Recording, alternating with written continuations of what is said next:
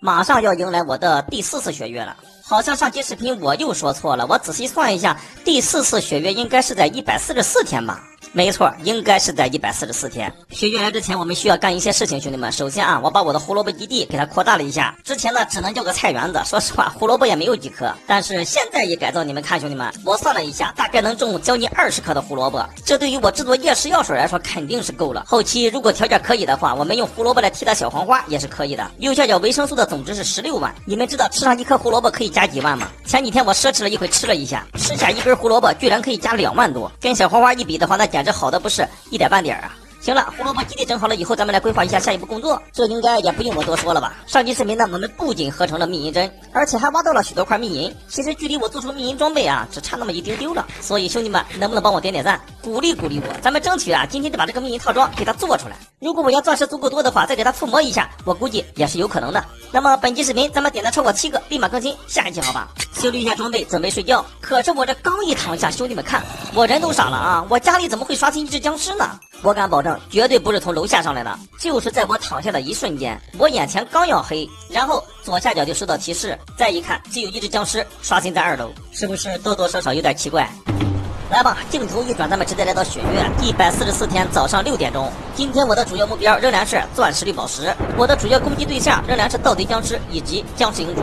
可是目前这一看好像有点不给力，一眼望去外面全是苦力怕，不过这也正常，对野生人血月的白天刷新最多的就是苦力怕。不如这样，咱们直接来到晚上。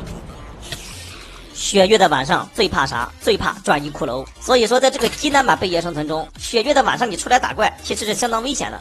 不过我不怕啊，毕竟我是技术一哥嘛，转移骷髅的话肯定是吓不倒我。但是你若问我敢不敢出去跟他们正面刚啊，开玩笑，就凭我这身铁装备，10个我这样的出去也得被人给打成屎。你们看，这个蜘蛛攻击我一下，我的血量就掉了一半。真的不是我太弱，只是血月的怪物他们太强了，兄弟们。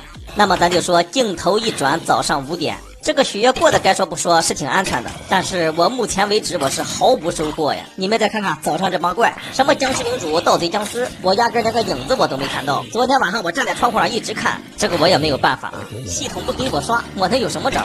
自从种上胡萝卜，这胡萝卜还没有经历过血月。血月过完的第2件事啊，一定要给胡萝卜治病。你要问我第1件事是干嘛？第1件事肯定是清理家门口的怪呀。行了，昨晚准备不充分，骨粉没带够，那么咱就说家里这点事儿整好以后，我们再来到地下世界。我发现的第1处矿仍然是艾德曼矿，它也是生在一个悬崖峭壁上，花了得有20块灵石吧，我才好不容易将它拿下。那么我这个人有啥说啥，就是不贪心。这艾德曼矿挖完了之后我就回家了，可是这一回家我就发现家里的铁锭好像确实不多了，兄弟们。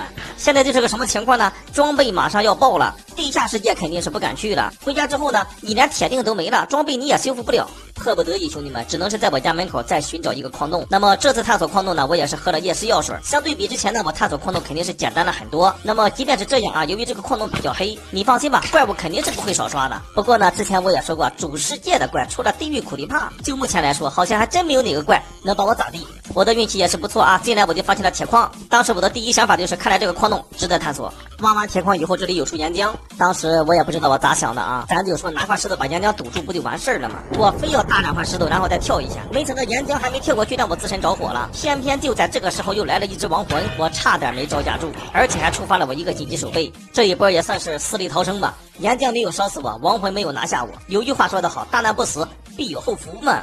为了以防万一，现在我随身携带的金苹果必须要给它吃上，吃上之后继续探索。这个矿洞我真是没有看错，铁矿是一处接着一处啊，整得我当时差点都没有招架住啊。在挖到第3处铁矿的时候，我就想回家了，但是我这一想，来一趟也不容易，何况这个矿洞也不错，不如1不做2不休，给它探索拿下得了。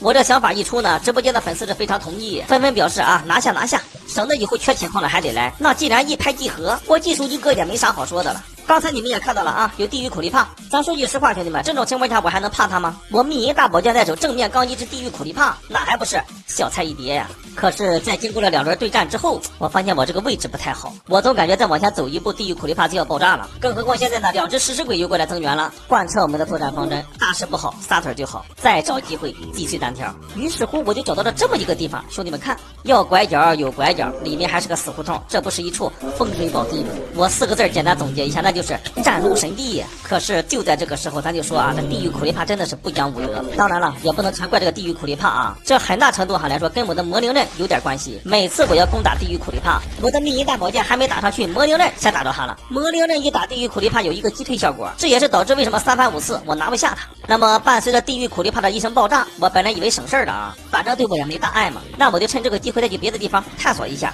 刚有这个想法，刚想走，我去，你敢信兄弟们？这帮家伙像极了我肚子里的蛔虫啊，立马就在我眼皮子底下刷新出了3只怪物。当时我觉得还是问题不大，战撸之神嘛，兄弟们，只要我能利用好这个拐角，你来再多怪我也不放在眼里。哎，什么情况？我这比划了半天，这怪都去哪了？当时我很纳闷啊，难道被我的王霸之气给吓跑了？不是不可能啊，我杀气很重的兄弟们。直到我看到这一幕，为什么僵尸会从天而降？他明明可以从前边直接走过来，他为什么要绕个圈子来到我的头顶上？哎呦我的妈，还有一只僵尸领主，你看又回去了，兄弟们，又绕路了，看到了吗？哦，我仔细一看，好像这个地形确实不太允许，他们只能绕路来到我的头顶上。那这样就更好了，更适合我守株待兔了，挡个方块，在这里慢慢刷吧。